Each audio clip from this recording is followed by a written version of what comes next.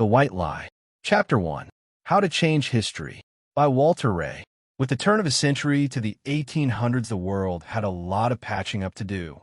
America had had her contest with Britain and was on the doorstep of becoming a nation.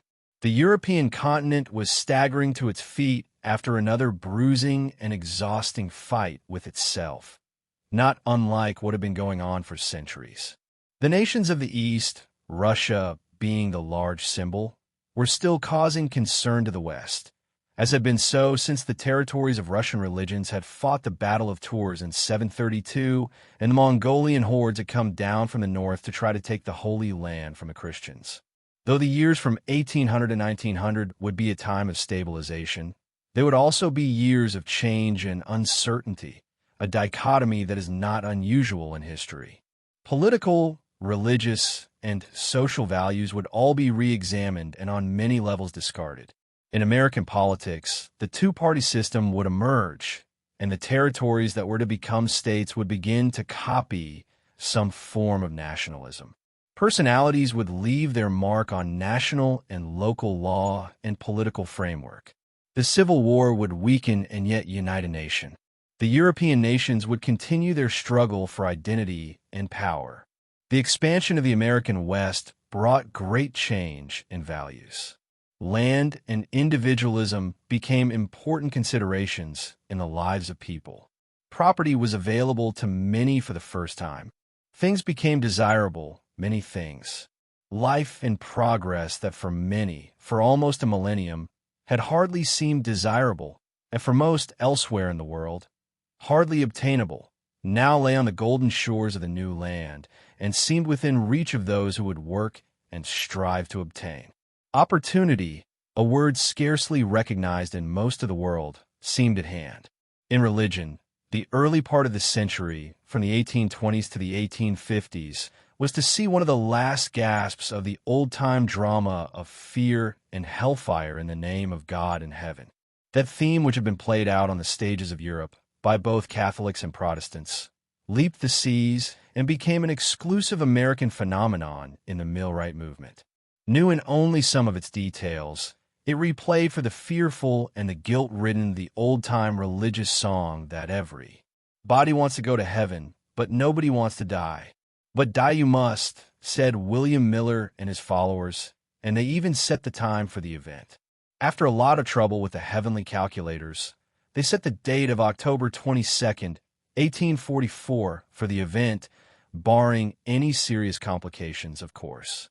It was a great drama, that Millwright movement, with charges by each group of players swinging wildly to one side of the stage or the other, each claiming to have God on their side.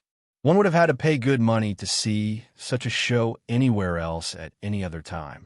But in America, it was free.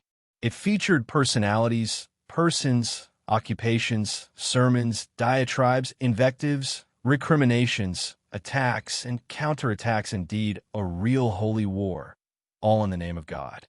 Reading of those days, one wonders if the real issue was not the same one it always seems to be in religion. Who is going to control the concessions in the here and in the hereafter? It didn't take long for one group to buy up the franchise. What the Catholics and Protestants had been fighting about for centuries in Europe, a group of leftovers from the Millwright movement decided to market in America. They had no thought initially of a worldwide movement. But if the product sold, the world would become their oyster and heaven would become their ghetto. They were to become the Adventists. The Seventh Day would be their banner, and the Second Advent would be their song, both ideas, the used products of the Millwright movement. There was really nothing new in the banner or the song. The Hebrews of old had held to the Seventh Day throughout the Old Testament.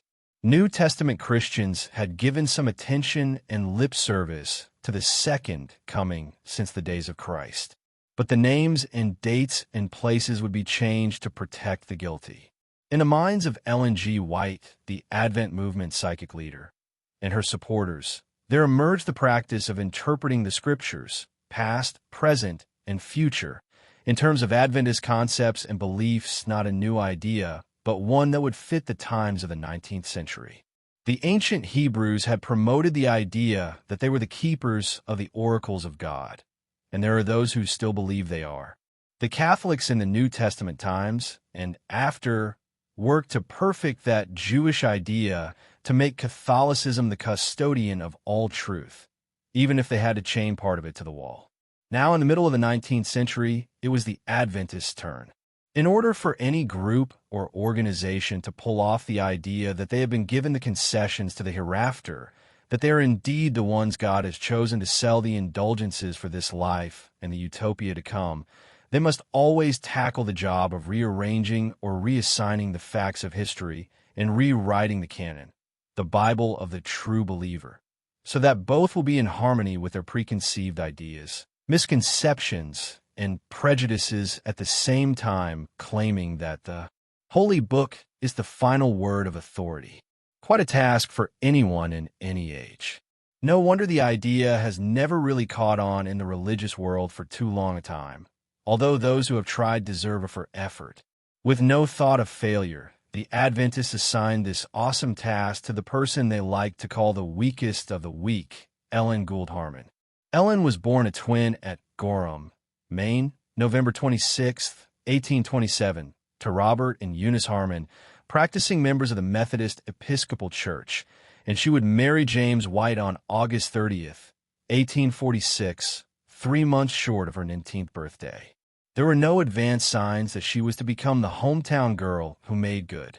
She did not begin with fame or fortune. Her chances of catching the brass ring seemed slim until misfortune smiled on her. When she was 9, an accident happened that, according to her, was to affect my whole life. Like the Apostle Paul with his eye trouble, Ellen, throughout the rest of her life, as we are often reminded, was the product of her physical misfortune. She had fainting and dizzy spells. Her nervous system made her prostrate. At times she gave in to despair or despondence.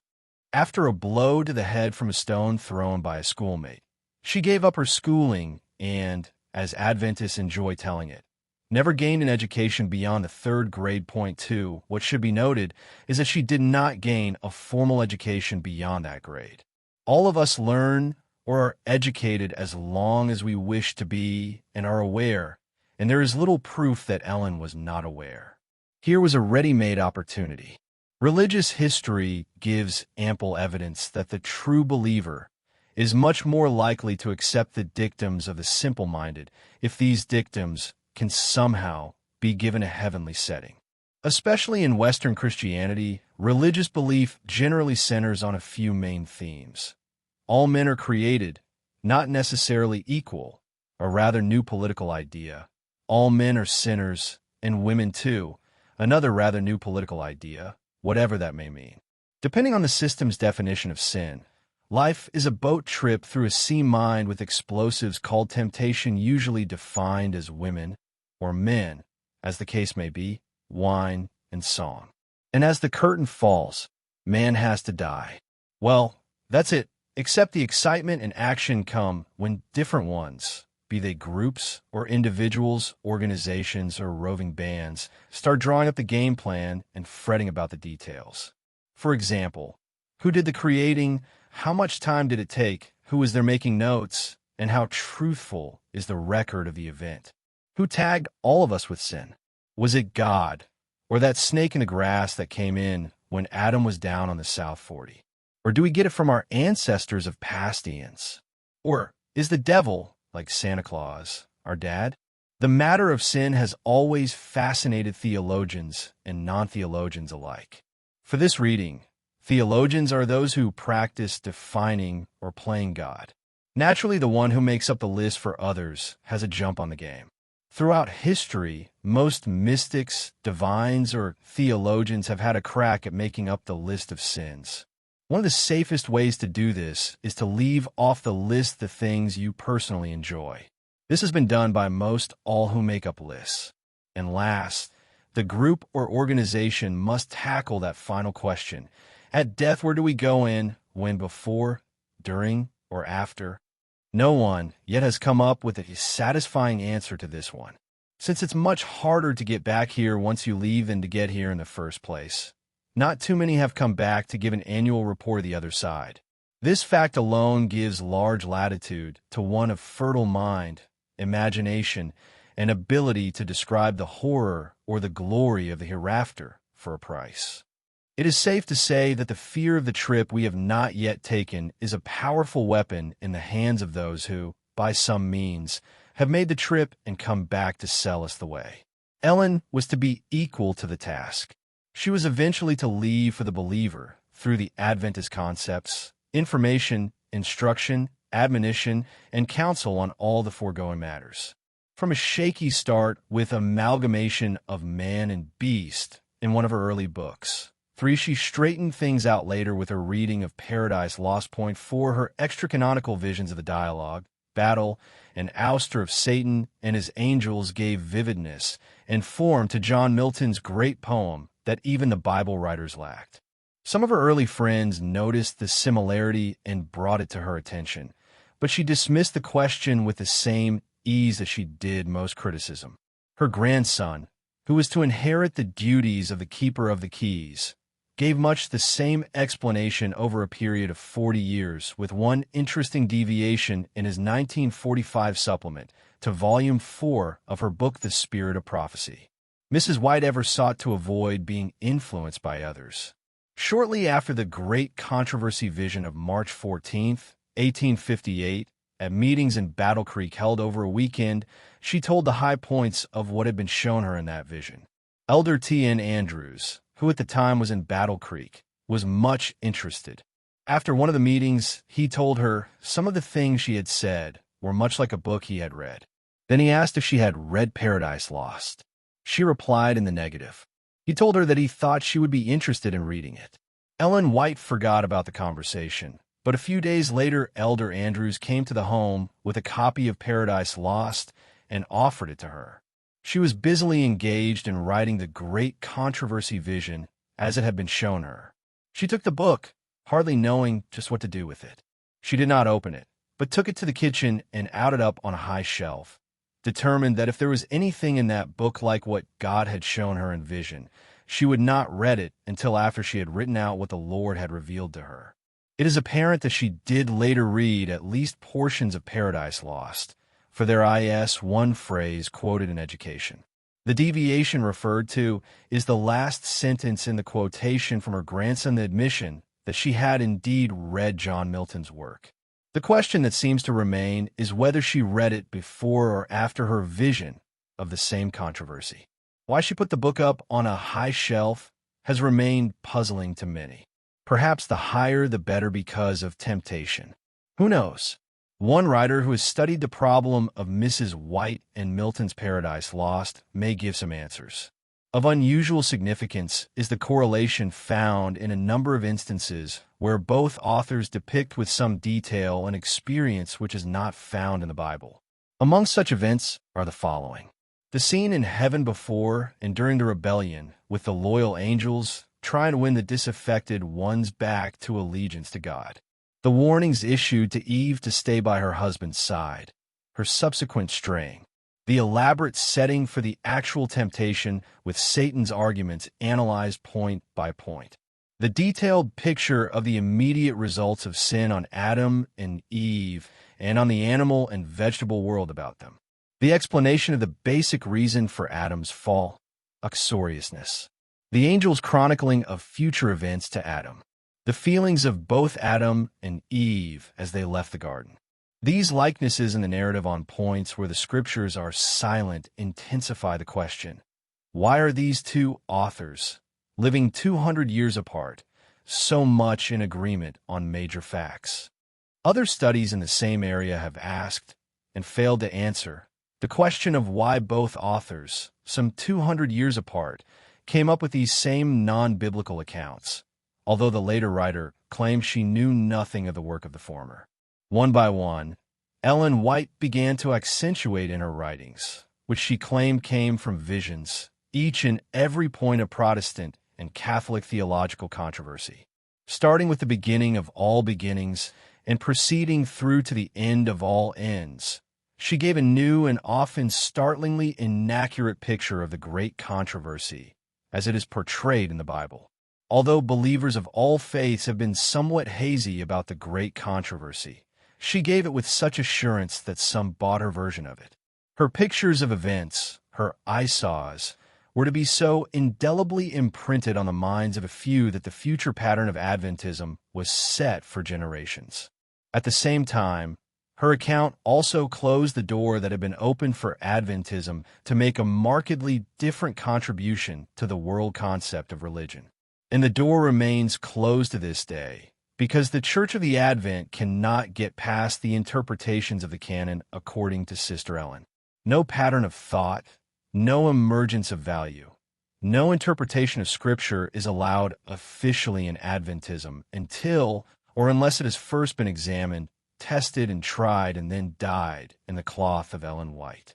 The same could be said of the Mormons with their Joseph Smith, the Christian Scientists with their Mary Baker Eddy, the Jehovah's Witnesses with their John F. Rutherford, the Lutherans with their Martin Luther, and others with their patron saints. Each church sees the world around and the future beyond through the eyes of its saints.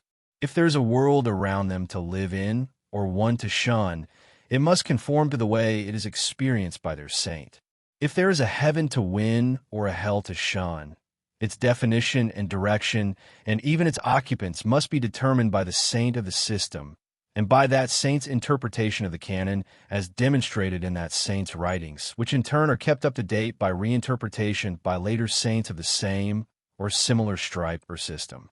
It is difficult, if not impossible, for present-day Adventists to look at themselves and their saint, Ellen White, in historical perspective. A 1979 article dealing with this view sent shock waves through the church when it appeared in Spectrum, the independent journal published by the Association of Adventist Forums. The writer, Jonathan Butler, associate professor of church history at Loma Linda University, did a brilliant piece portraying Ellen White as a product of her times, Mrs. White's. Predictions of the future appeared as projections on a screen, which only enlarged, dramatized, and intensified the scenes of her contemporary world. His conclusions were that she was a product of her times, just as we all are, that it was her world that came to an end with the changing events of history that were not always fulfilled as she had seen. This was hard medicine for Adventists to swallow, inasmuch as they had been taught to think of Ellen and her writings in isolation, as if she had come straight down from heaven and remained isolated from all events while on earth. It was only natural that they should think thus, for they had been hearing for years that Mrs. White ever sought to avoid being influenced by others. This theme, which had never applied to any human being before, became the Adventist path into the unreal. Not very often, if ever, is one dealing with pure truth, either small or large, in religion. One is dealing with truth as filtered, expanded, diminished, bounded, or defined by the eyesaws of all the Ellens of Christendom with a lot of help from the divines. What does emerge from all the froth is that the map for this life and the one to come, if indeed it does come, is drawn by the clan and thus becomes the clan plan. Heaven becomes the main gate to isolation, where all the bad as we conceive of it, which in humanity's case means other people, is snuffed out and only us good guys go marching through. Thus we make our own ghetto. The succeeding chapters seek to show the Adventist ghetto and how it grew not too much unlike the ghettos of other faiths, but with some interesting and devious twists.